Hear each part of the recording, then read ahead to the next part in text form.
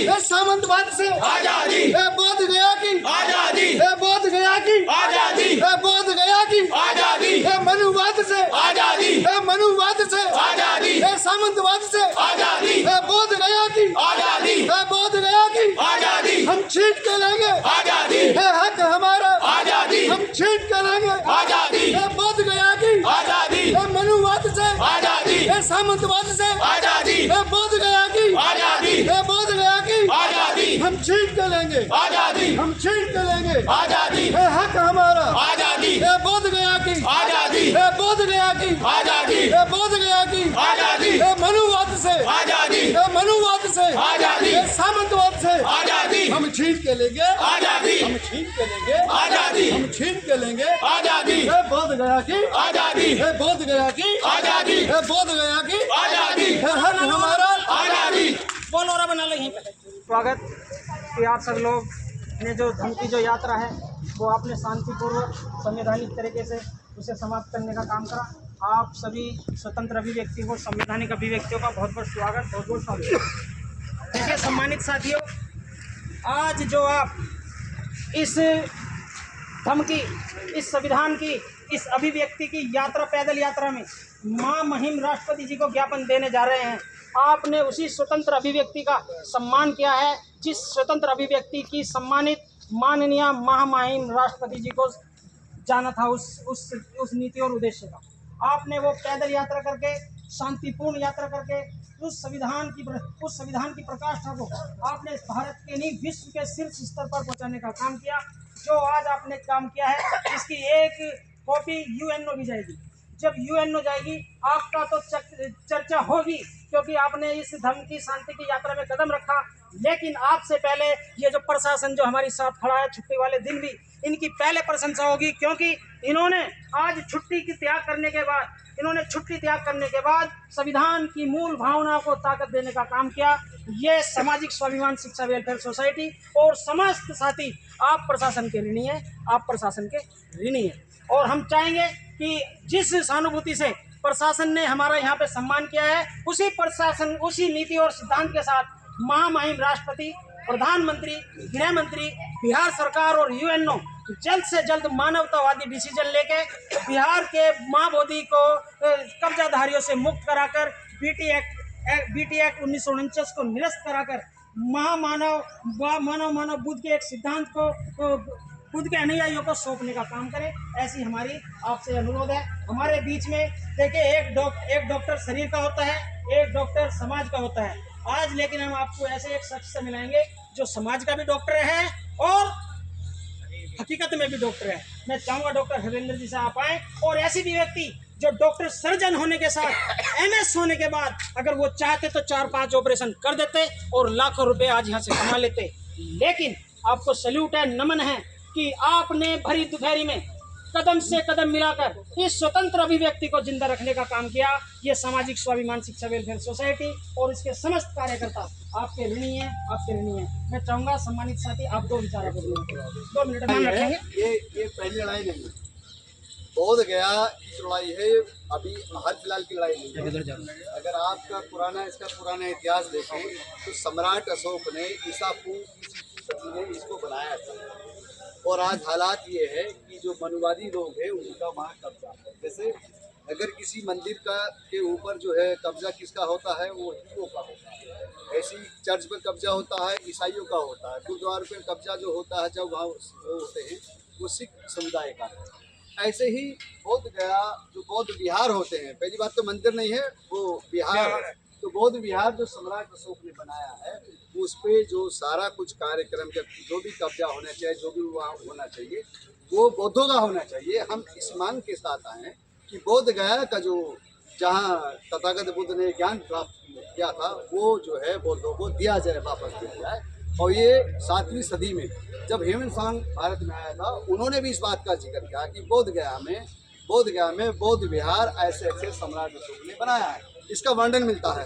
और अगर आप उसके बाद भी देखें तो 1590 में जो घमंडी एक महंत थे, वो जाकर के उन्होंने इस पे बोध गया पे कब्जा किया। तो ये कब्जे की लड़ाई है। और अभी तो ये बोध गया पे तो कब्जा ये है ही। जो मनुवादी लोग हैं वो जैनियों के मंदिर पे भी कब्जा करना चाहते हैं। और अभी एक लड़ाई और है कि जो जितने आर्य समाजी नॉर्थ में है, उस नॉर्थ की आर्य समाज की जितनी जमीन है उसको भी मनुवादी लोग कब्जा करना चाहते हैं। तो खाली हमारी लड़ाई नहीं है, ये लड़ाई तो अभी बहुत लोगों की होने वाली है।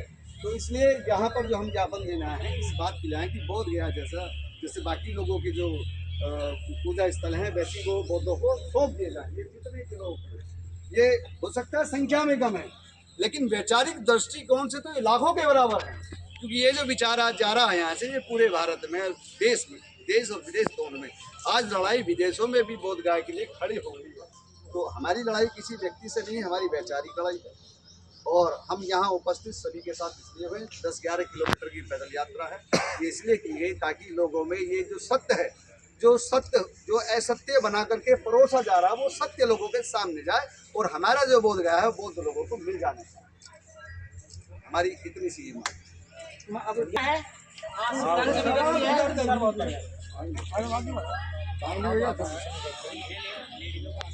मीडिया के भरोसे मैंने कभी विज्ञापन नहीं दिया। क्यों? कभी आज तक उन्होंने छापने का काम नहीं किया है। और इतिहास गवाह है, जब भी आप उठा के देखेंगे कौन सा सन था डॉक्टर साहब, 17, 18, 19 कौन सा था?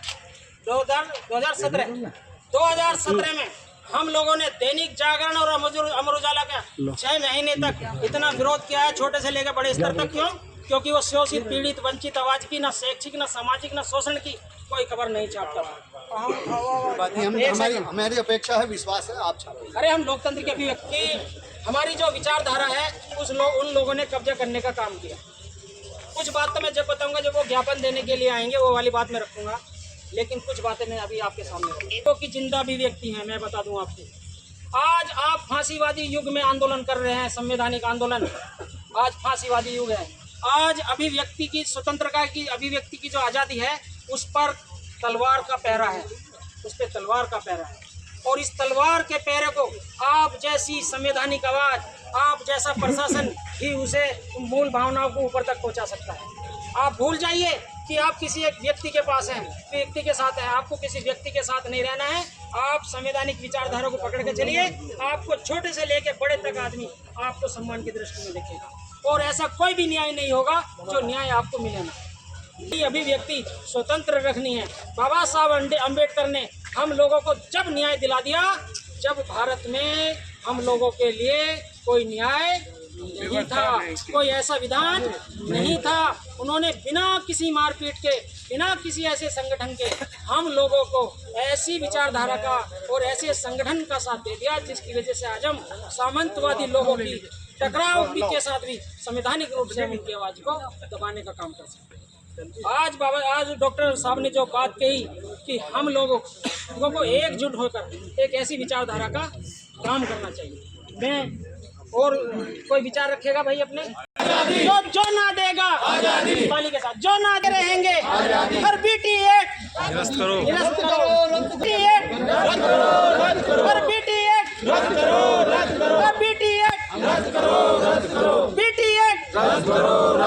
लोकतंत्र की अभिव्यक्ति से जो टकराएगा, लोकतंत्र की अभिव्यक्ति से जो टकराएगा हमारे दिल में है। बड़ी लंबी लड़ाई है, और ये लड़ाई बाबा साहब डॉक्टर अम्बेडकर जी के संविधान लागू होने से चेतन में उठा लेते से पहले की लड़ाई है। हाँ उठा। और पहले की लड़ाई इसलिए है कि जब महाबोधि महाविहार की कमेटी नियुक्त की गई थी, पानी है किसी के पास पानी, तो उस वक्त तत्काल प्रभाव को देखकर उस कमेटी में कुछ हमारे समुदाय के लोग, भिक्षुगण, और कुछ अन्य समुदाय के, मनुवादी समुदाय के लोग उस कमेटी में रखे गए। और उनमें उस समय का जो डीएम थे उनको उस कमेटी का अध्यक्ष नियुक्त किया गया, जबकि भारतीय संविधान हमें आज़ादी देता है कि 1950 में नया संविधान लागू होने के बाद जो उससे पहले की जो भी संविधान चल रहा था वो ऑटोमेटिक ही जीरो हो जाता है, शून्य हो जाता है, ख़त्म हो जाता है। लेकिन इन्होंने वो एक्ट शून्य नहीं किया, जिसके लिए हमें आज भी लड़ना पड़ रहा है। इस लड़ाई की शुरुआत महान भंते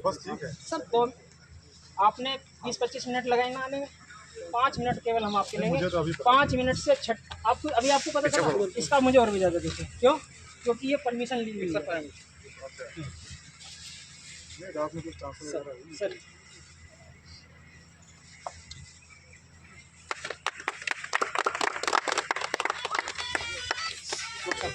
हाँ ठीक है सर, पढ़ूंगा पहले मैं, आप पहले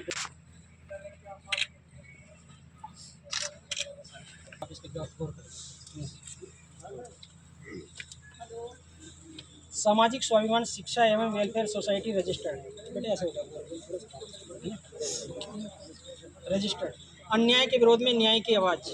61 मोहम्मदपुर लाला कंकरखेड़ा, मोबाइल नंबर 9319290272, 9837228275।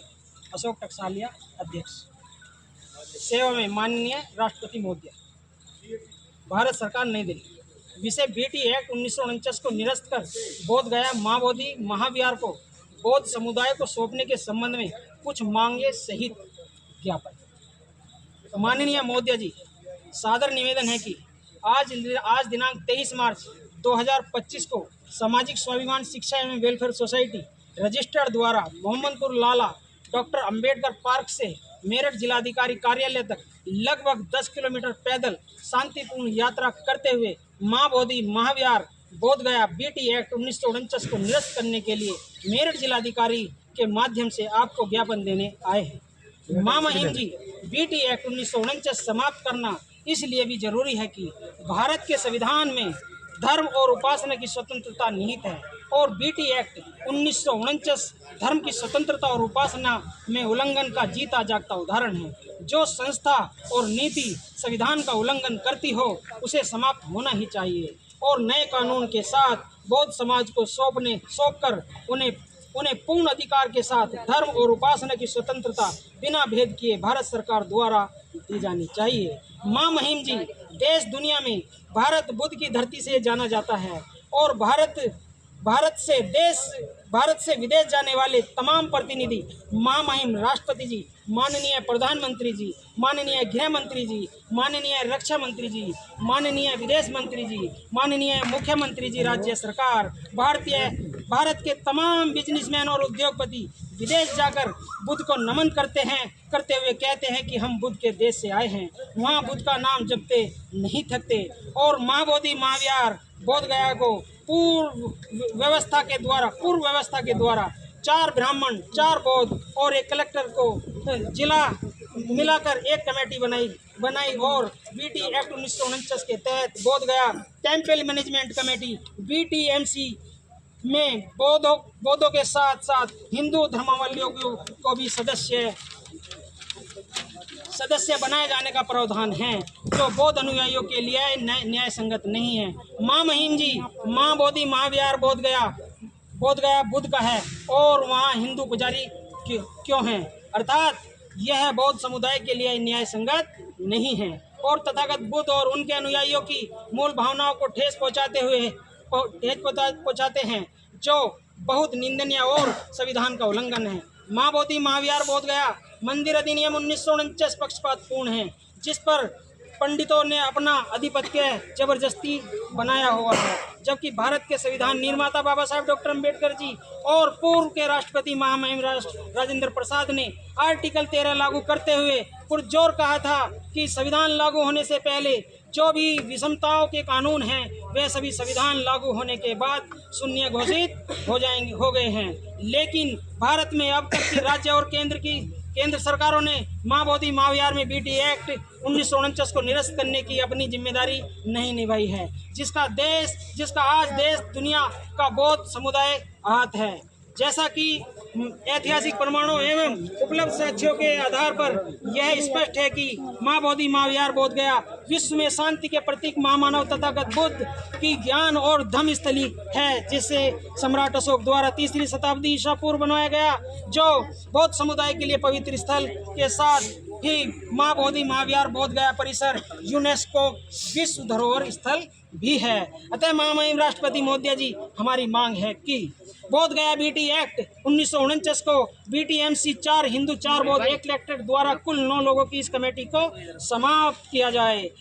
दूसरी हमारी मांग है, माँ बोधि महाविहार को भारत के सभी धार्मिक स्थलों जैसा स्वतंत्र अधिकार मिले। नंबर 3 हमारी मांग है, माँ बोधि महाविहार को कब्जाधारियों से मुक्त कराकर बौद्ध समुदाय को रक्षा और सुरक्षा के साथ सौंपा जाए। नंबर 4 माँ बोधि महाविहार के बौद्ध समुदाय और उनके मानने वाले लोगों की रक्षा सुरक्षा की जिम्मेदारी राज्य और केंद्र सरकार नए कानून बनाकर सुनिश्चित करे। नंबर 5 माँ बोधि महाविहार बोध गया में अंधविश्वास के कर्मकांड की नीति की गतिविधियां तत्काल समाप्त हों, ऐसी किसी विचारधारा का तथागत बुद्ध समर्थन नहीं करते थे। माँ बोधि महाविहार बोध गया में जो भी कमेटी बने वह पूर्ण रूप से बौद्ध समुदाय की हों। माँ बोधि महाविहार बोध गया बौद्धों का धार्मिक स्थल होने के साथ साथ वहाँ उनका संवैधानिक धार्मिक अधिकार है, वह उनका संवैधानिक धार्मिक अधिकार है। माँ बोधि महाविहार बोध गया में बौद्धों पर होने वाले शोषण अत्याचार पर कठोर कानूनी कार्रवाई हो और दोषियों को सजा देकर उन पर अंकुश लगे, जो अभी लाठीचार्ज वगैरह वहाँ पे उनके साथ किए गए थे और पूर्व में भी बहुत हुए हैं, हो सके। माँ महिम राष्ट्रपति महोदय जी, हमारा पुनः अनुरोध है कि आप हमारी माँ बोधि महाविहार की सभी न्यायिक मांगे ज्ञापन में लेकर पूरी कर बौद्ध समाज को न्याय दो। बौद्ध समुदाय हिंसक नहीं, बौद्ध समुदाय अहिंसक है। नंबर 10 महिम राष्ट्रपति महोदय जी, हम बौद्ध भी भारत के लोग हैं। माँ महिम राष्ट्रपति जी, हम बौद्ध भी भारत के लोग हैं। भारत में बौद्ध भी न्याय चाहते हैं, समानता चाहते हैं, सम्मान चाहते हैं। ज्ञापन मेरठ जिलाधिकारी के माध्यम से प्रतिलिपि डाक द्वारा माननीय प्रधानमंत्री भारत, गृह मंत्री भारत सरकार, मुख्यमंत्री न्यायाधीश सर्वोच्च न्यायालय, मुख्यमंत्री बिहार सरकार और संयुक्त राष्ट्र कार्यालय UN। माननीय, आपने हमारा ज्ञापन पढ़ा लिया और इसके साथ हम आपको ये ज्ञापन कलेक्टर और सभी सम्मानित साथियों की तरफ से प्रेषित कर रहे हैं। आप अपने शब्दों में ये जो सामाजिक स्वाभिमान शिक्षा वेलफेयर सोसाइटी के जो लोग आए हैं उनका धन्यवाद भी देंगे, क्योंकि प्रशासन की इन्होंने बहुत इज्जत रखी और ये वादा भी करेंगे कि RTI के माध्यम से, क्योंकि ये जो सामाजिक स्वाभिमान सोसाइटी के जो लोग हैं ये थोड़े से जागरूक हैं, ये RTI के माध्यम से UN से भी मांग लेंगे कि हमारा ज्ञापन आप तक पहुंचा या नहीं पहुंचा।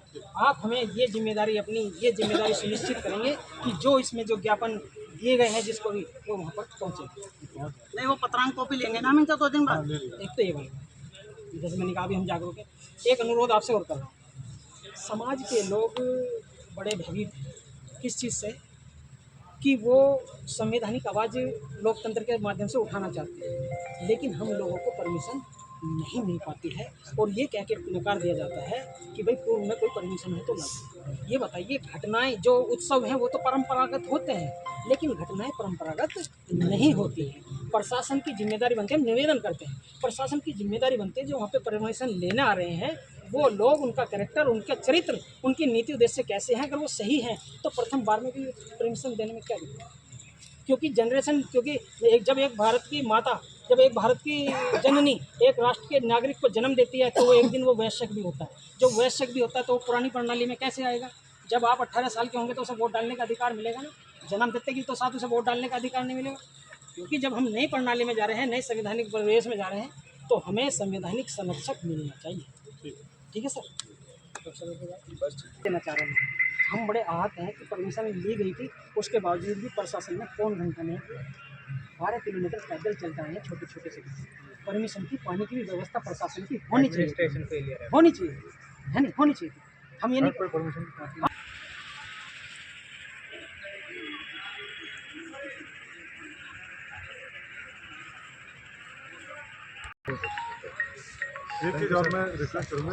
ये पद यात्रा के फूल है जो एक मानवता के रूप में सिद्धांत साबित करेंगे। जय हिंद, जय हिंद। सब यात्रा में आए हैं और मेरे बाद में आप ही तो होगा, क्योंकि हम तो आप है कि नहीं। आप सब जितने भी लोग आए हैं आपका बहुत बहुत आभार, बहुत बहुत साधुवाद। और जो इसके पास साधन नहीं है वो मेरे साधन से चलेगा। आप यानी चिंता ना करें कि आप लोग ना सोचना मेरी गाड़ी कहाँ खड़ी है, हम सब साथ चलेंगे। ठीक है, ये बात नहीं, ये तो हम सबका फर्ज है। ये तो आपने नोटिस कर दिया।